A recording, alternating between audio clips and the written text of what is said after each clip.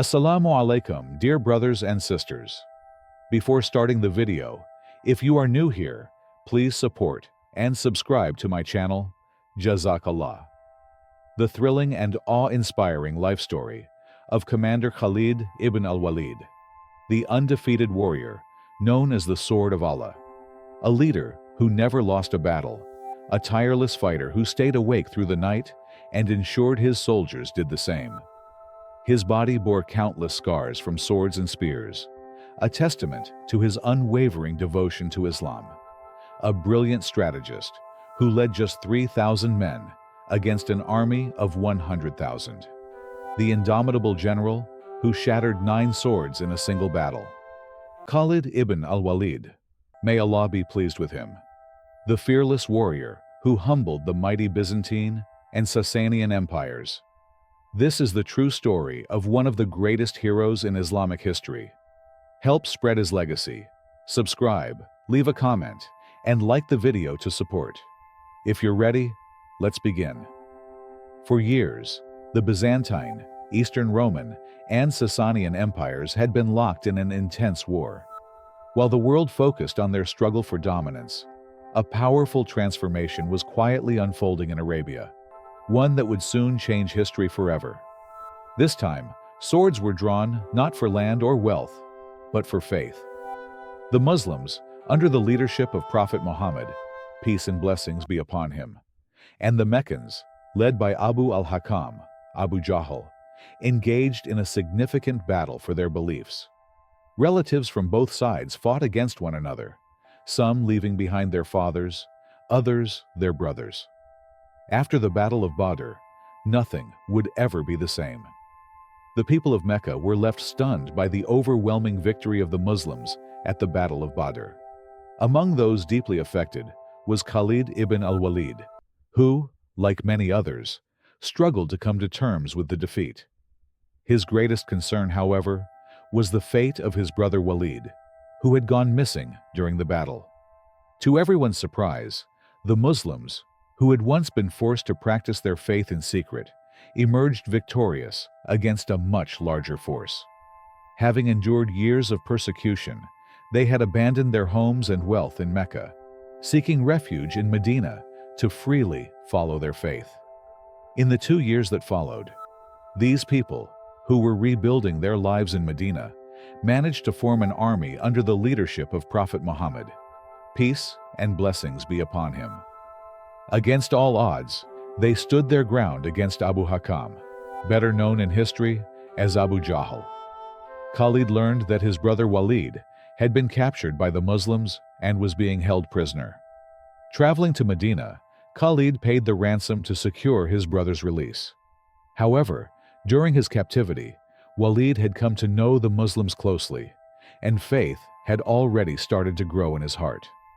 When Khalid heard of this, he was deeply shocked. The two brothers would part ways, for now. Yes, Khalid Ibn Walid would find himself torn between Mecca and Medina, between Islam and idolatry, trying to find his way. To truly understand Khalid Ibn Walid's journey, we must look at his roots and early life. Born into a powerful warrior family in Mecca, Khalid was the son of Walid ibn al-Mughira, one of the most influential leaders of the Quraysh. Following the customs of noble Arab families, he was sent to the desert as an infant to grow up in a pure and healthy environment. By the time he was 5 or 6, Khalid returned to Mecca, where his father took great care in shaping his character. He was raised with values of bravery, generosity, and honor, qualities that were highly respected among the Arabs. Proud of his noble lineage, Khalid trained in horsemanship, archery, and swordsmanship, developing into a formidable warrior. He also studied the art of cavalry leadership and maintained his strength through rigorous physical training. It is said that in his youth, he once wrestled with Omar ibn al-Khattab.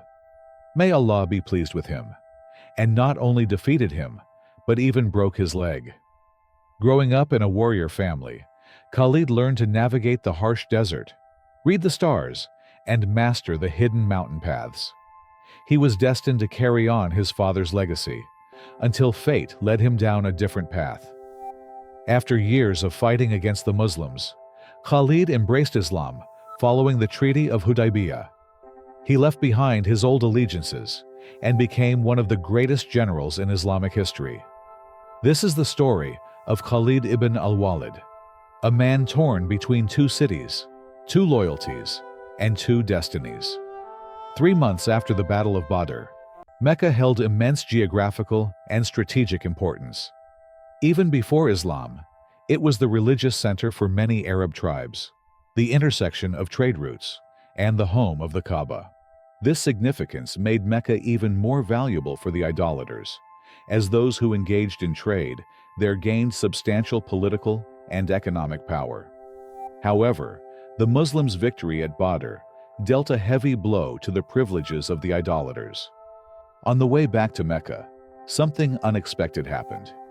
During his captivity, Khalid's brother, Walid, may Allah be pleased with him, had the opportunity to learn about Islam and had embraced the faith. Angry at this revelation, Khalid confronted his brother saying, "If you've become one of them, why did you make us pay a ransom? Do you have no respect for the memory of our father? Look at the situation you've put us in. You must abandon this immediately." Walid replied, "I have already abandoned it, Khalid. And the more I let go, the more my inner voice guided me to this path. God willing, one day you too will let go." Khalid often spoke of fighting for his honor and lineage, while his brother Walid argued that such things were temporary. Muslims were forbidden from entering Mecca, but thanks to Khalid, Walid was the only Muslim allowed to come and go freely. Because of Khalid's influence, no one dared harm him, and Walid could enter and leave Mecca safely. According to the plan, Walid was to rescue 2 companions who had been held captive during their migration to Medina. However, Khalid had his brother thrown into the same prison as them. Khalid couldn't silence the conflicting voices within himself. A year had passed since Badr, and the Meccan army was once again preparing for war, seeking revenge and securing their trade routes. The messengers of Prophet Muhammad, peace and blessings be upon him, soon delivered the news to Medina that the Meccan army was preparing for battle. After consulting with his companions, the Prophet, peace and blessings be upon him, decided not to remain defensive, but instead to confront the Meccans at Uhud. At that time, battles in the Arabian Peninsula typically lacked strategic planning. However, Prophet Muhammad, peace and blessings be upon him, introduced a new vision to the region, delivering a decisive lesson to the Meccans at Badr. Yet Khalid, reflecting on his experience at Badr, remarked, "I considered the possibility that they wouldn't be in Mecca. I witnessed their intelligence on the battlefield. Their victory wasn't by chance. They anticipated our moves and defeated us." With this in mind, Khalid devised a different strategy. When they arrived at Uhud, the Meccans numbered 3,000, while the Muslims were only 700. However, the Muslims had arrived earlier and positioned their forces strategically, giving them an advantage. The battle began, and Khalid left the main army to search for an alternative route. Eventually, he found a path behind Mount Ainain. But Prophet Muhammad, peace and blessings be upon him, having analyzed the area meticulously, had placed archers on the hill to secure the position. Suddenly, the archers appeared from the hill and began striking down Khalid's cavalry, making it clear that this was a trap. At that moment, the same intelligence that had been feared at Badr was once again evident. The battle was turning in favor of the Muslims. However, as the Muslims began rushing to collect spoils of war, the archers abandoned their positions on the hill. Seizing this opportunity, Khalid maneuvered his forces around the Muslims' rear and changed the course of the battle. The Muslims were surrounded on both sides, and the focus shifted from fighting to protecting the Prophet Muhammad. Peace and blessings be upon him. The tide of battle turned against the Muslims. Washi martyred Hamza ibn Abdul Muttalib, may Allah be pleased with him. Mus'ab ibn Umair, may Allah be pleased with him, was also martyred. And one by one, the Muslims began to fall, and their only option was to retreat. After the battle, something within Khalid shifted. As he looked upon the mistreatment of the fallen Muslim martyrs, he remarked, "I found my brother unharmed, yet even in death, they show no mercy to theirs." He stood in silence, staring at the aftermath of the battlefield. Oppression remains unchanged, even in our time. The same cruelty inflicted upon the martyrs then is still seen today. Yet, from among them, more Khalids will rise, men with noble hearts who, upon embracing Islam, will change the course of history. Let's return to the story. When Khalid arrived back in Mecca, he discovered that his brother Walid and 2 other Muslim captives had escaped. Despite his strength and reputation, he had been unable to prevent Walid's departure. Around this time, one of the most pivotal events in Islamic history took place: the Treaty of Hudaybiyah. This agreement brought an end to the ongoing conflicts between Mecca and Medina. In just 2 years after the Battle of Uhud, the Muslims had established both commercial and political dominance, leaving the Meccans with no choice but to accept the treaty. This agreement not only granted the Muslims the right to perform Umrah, but also became a turning point in the rapid spread of Islam. Khalid Ibn Walid narrates, "When the Messenger of Allah, peace and blessings be upon him, came to Hudaybiyah, I led the cavalry of the idolaters and set out on the road. At Usfan, I approached and came into view of the Messenger of Allah and his companions. The Messenger of Allah was calmly leading the Dhuhr prayer for his companions. We considered launching a sudden attack on them, but it didn't happen, and it turned out for the best. The Messenger of Allah, peace and blessings be upon him, must have sensed what was in our hearts, because he led the Asr prayer as a prayer of fear, Salat al-Khawf, for his companions. This affected me deeply. I thought to myself, this man must be under Allah's protection." When Khalid returned to Mecca, he was torn by conflicting thoughts. The following year, when the Messenger of Allah, peace and blessings be upon him, came to Mecca for Umrah, Khalid avoided him and did not witness his entry into the city. It was as if Khalid was battling something within himself. He said to his companion, "I have been fighting Muhammad, peace and blessings be upon him, from the very beginning, but in doing so, I lost my brother first, and now my faith." When Khalid was alone at night, no matter how far he went from Mecca, that voice never left him. The truth he had feared to face was now right in front of him. It was time to return to Mecca. Upon his return, Khalid received a letter from his brother Walid. "My brother, the Prophet Muhammad, peace and blessings be upon him, asked about you. I said Allah will bring him. How strange it is for someone like you not to know Islam. I wish you could show your courage and valor on the side of the Muslims against the idolaters. This would be so much better for you. My brother, you have missed many opportunities. Do not miss what awaits you now." After reading the letter, Khalid realized that while he could not change the past, he could change himself.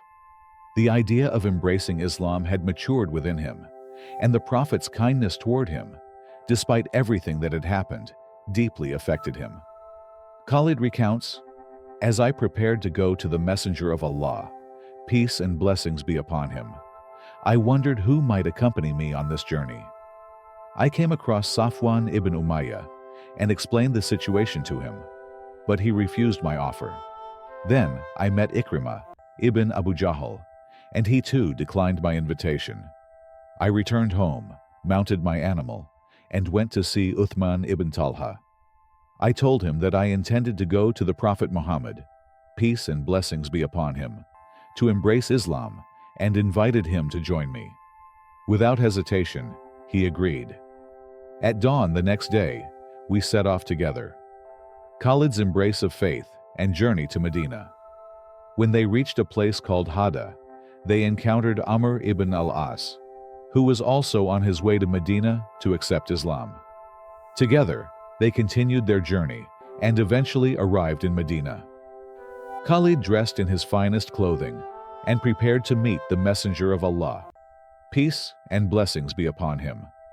At that moment, his brother Walid came to him and said, "Hurry! The Prophet Muhammad, peace and blessings be upon him, has been informed of your arrival, and he is overjoyed. He is waiting for you now." Khalid entered the presence of the Messenger of Allah. Peace and blessings be upon him. When the Prophet saw him, he said, "Have you not come too late, Khalid? We have been waiting for you for so long because you are a man of great potential and faith." Khalid replied, "Here I am, O Prophet of Allah." The Messenger of Allah, peace and blessings be upon him, then said, "From now on, you will be one of the swords of Allah. You will neither rise for oppression nor rest in it." In the presence of the Prophet, peace and blessings be upon him, Khalid recited the Shahada, testifying to the oneness of Allah and the prophethood of Muhammad, peace and blessings be upon him. He then asked the Prophet Muhammad, peace and blessings be upon him, to pray to Allah for the forgiveness of his past sins. The Messenger of Allah, peace and blessings be upon him, said, "Islam erases all sins committed before it." Then he raised his hands and prayed, "O Allah, forgive him for all the sins he committed while striving to turn people away from your path." Khalid ibn al-Walid, the sword of Allah. Khalid ibn al-Walid's conversion to Islam took place in the 8th year of the Hijrah. After embracing Islam, he settled in Medina. For Khalid, it was now time to become the sword of Allah. After becoming a Muslim, Khalid presented his sword to Prophet Muhammad, peace and blessings be upon him. However, the Prophet Muhammad, peace and blessings be upon him, said, "This sword has served against Islam until now. From this moment on, your sword is needed for Islam." Khalid's strategic brilliance in battle. On the morning of the battle, Khalid repositioned his soldiers to create the illusion that the Romans were facing a much larger army. This tactic instilled fear in the Roman forces, just as Khalid had intended. Seizing the moment, Khalid ordered a direct attack on the enemy's center. The battle swung back and forth between the two sides, but the fierce assault by the Muslims tipped the balance. The Muslims fought with all their strength, and the leadership of the battle shifted from the Roman commander Theodore to the sword of Allah, Khalid ibn al-Walid. Khalid's strategy succeeded, leading the Muslims to victory. The Romans retreated, and Khalid managed to lead the remaining Muslim army safely back to Mecca. Upon his return, Prophet Muhammad, peace and blessings be upon him, bestowed upon Khalid the title Sayfullah, the sword of Allah. It is said that during the Battle of Mu'tah, Khalid broke 9 swords. His plan not only disrupted the psychology of the Roman forces, but also caused them to act chaotically on the second day of the battle. This was clear proof of Khalid's brilliant strategy. Khalid's connection to the Prophet Muhammad, peace and blessings be upon him. One day, while the Prophet Muhammad, peace and blessings be upon him, was trimming his beard, the companions present were sharing the trimmed hairs of the Prophet, peace and blessings be upon him. The great commander Khalid ibn al-Walid was also there. Khalid took a small portion of the Prophet's hair and beard and placed it in his turban. Wherever he went, he would carry this blessed strand with him. In every battle where he carried this sacred hair, he emerged victorious. When asked about the reason for his success, Khalid would remove his turban, show the blessed hair inside, and say, "I achieved victory because of this." One day, he said to the other companions, "When I die, place these hairs under my tongue and in my eyes, so that I may appear before Allah with the blessed hair and beard of Muhammad. Peace and blessings be upon him." Khalid's grief. After the Prophet's passing, when the Prophet, peace and blessings be upon him, passed away. Khalid was among those who were most deeply affected by his loss. One day, Khalid ibn al-Walid was on a campaign in Iraq with other companions. Just as they were about to perform the prayer, the companions asked Khalid to lead it. However, since Khalid's recitation and prayer wasn't perfect, some younger companions laughed among themselves, saying, "A commander like Khalid cannot fully recite the Quran properly." Khalid's response to the criticism. This incident reached Khalid's ears. He gathered the army and addressed them. "I understand that you are displeased with my recitation, but let me tell you something. I once went to the Messenger of Allah, peace and blessings be upon him, and said, 'Take this sword from me. I no longer wish to use it. I want to sit at a Quran stand and learn to recite properly.' But the Messenger of Allah, peace and blessings be upon him, said, 'No, Khalid. You will take this sword and tirelessly continue from one campaign to another.' What could I do? I would have loved to sit and become a memorizer of the Quran like you. But from one battlefield to another, leaving behind my bed, I never had the time to learn the Quran the way you did. So tell me now, what was I supposed to do?" Khalid's legacy in Islamic conquests. Through his campaigns, Khalid managed to bring Syria, Persia, and Iraq under the rule of the Islamic State within just 3 years.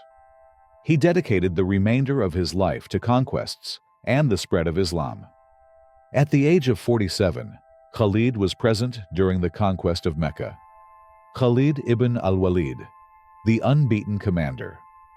Throughout his life, Khalid ibn al-Walid, may Allah be pleased with him, participated in over 100 battles and never lost a single one. Khalid was not only revered in the Islamic world, but also recognized globally for his unparalleled military victories. Khalid's removal by Umar ibn al-Khattab. During the caliphate of Umar ibn al-Khattab, may Allah be pleased with him, Khalid's presence drew great attention. Whenever Khalid entered a city, people would come out onto the streets just to watch him. However, over time, some Muslims began attributing their victories not to Allah, but to Khalid ibn al-Walid himself. Khalid had spent all his wealth for the cause of Islam, but had been slightly excessive in providing for his soldiers. This prompted Umar, may Allah be pleased with him, to make a significant decision during his caliphate.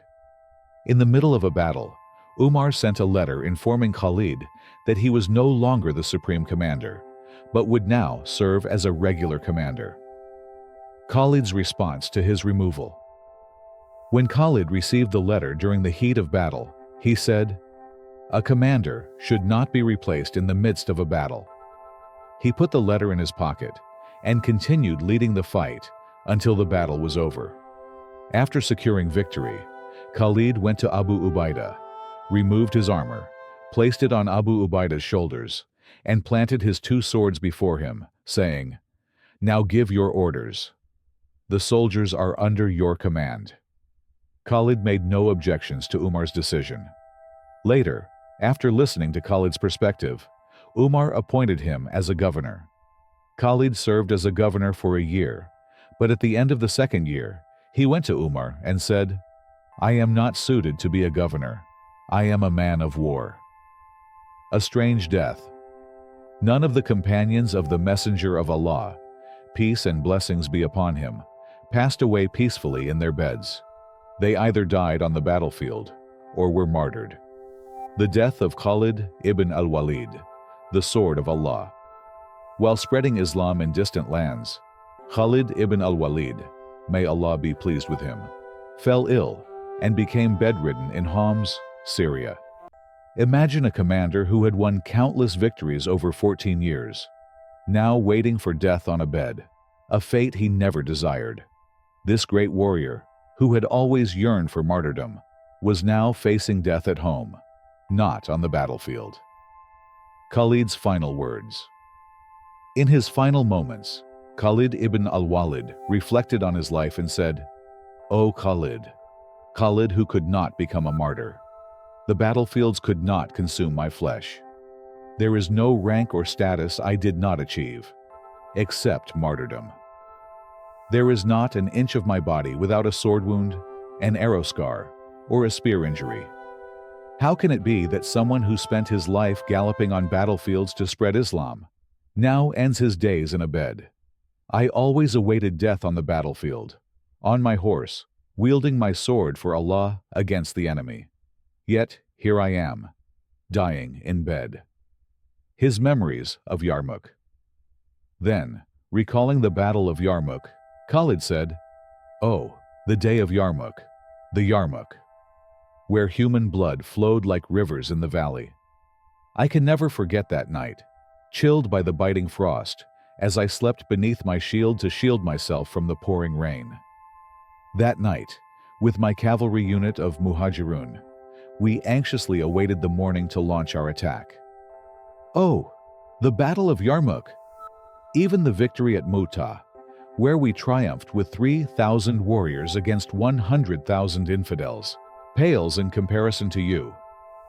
His final advice. Before passing away, Khalid left his people with a powerful message.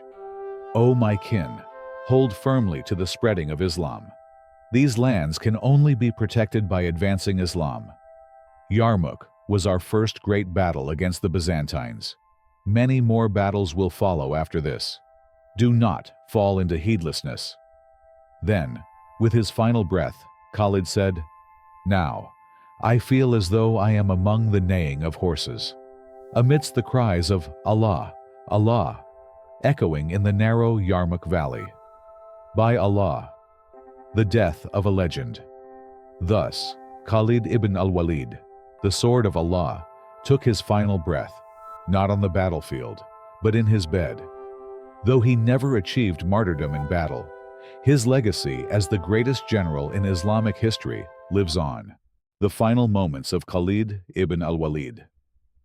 As death approached, Khalid ibn al-Walid, may Allah be pleased with him, whispered, "I wish my Lord would resurrect me in every battle and grant me the strength to fulfill its right."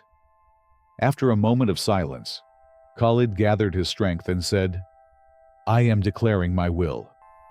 Lift me up." They helped him stand, and he continued, "Leave me. Let the sword I have carried until now carry me instead." Leaning on his sword, he added, "When I die, give my horse to a brave warrior, someone who can charge into danger on the battlefield. I will die with nothing but my horse and my sword. Dig my grave with this sword, for soldiers take delight in the clash of steel." Then, as if speaking to the world one last time, Khalid ibn al-Walid expressed his frustration. "Will I die in bed like a coward? May the homes of cowards be destroyed. May their faces never smile while there is so much work to do. The cowards who waste their lives worrying about their homes, businesses, futures, and wealth, may sorrow always cloud their houses." With these words, Khalid left a powerful message for future generations. The death of the sword of Allah. Shortly afterward, Khalid ibn al-Walid fell back into his bed, recited the Shahada, and passed away. The only legacy he left behind was his horse and his sword. Despite the vast work still to be done for Islam, Khalid left behind an example of bravery, sacrifice, and faith. May Allah not make us among the heedless, those who are engrossed in worldly worries. May He make us among those who strive always for His pleasure. The essence of jihad. Across generations, every era understands jihad in its own way. The great scholar Bediüzzaman Said Nursi once said, "In times of civilization, victory is achieved through persuasion." He emphasized that in today's world, jihad is not fought with swords, but through knowledge, representation, dialogue. In the early years of Islam, Muslims in Mecca did not resort to violence. Instead, they spread their message in secrecy, inviting people to Islam through wisdom, hospitality, and education. Even in the face of persecution, they practiced patience and continued to share the Quran's teachings through both quiet and public efforts. The struggle of Muslims today. The challenges faced by Muslims today mirror those of the early Meccan period. They are weak and oppressed in many regions. Armed resistance would lead to destruction, not victory. Faith cannot be spread through force in this era. Instead, the most effective form of struggle is to live Islam, allowing its beauty to inspire and attract others. Blindly following so-called jihadist groups, many of which are manipulated by foreign powers, as revealed by sources like WikiLeaks, only leads to further harm. Muslims must instead focus on education to counter ignorance, community engagement to strengthen their presence, social outreach to demonstrate Islam's true message. Only through these means can hearts and minds be won. A salute to the Khalids of today. The legacy of Khalid Ibn Walid teaches us that courage, sacrifice, and wisdom must go hand in hand. May new Khalids emerge, not only as warriors, but as scholars, leaders, and defenders of justice. May we honor his name by spreading Islam with wisdom, patience, and unwavering faith. A salute to the Khalids of our time. Thank you for watching the video. Like and subscribe the channel for more informative videos like this. Jazakallah.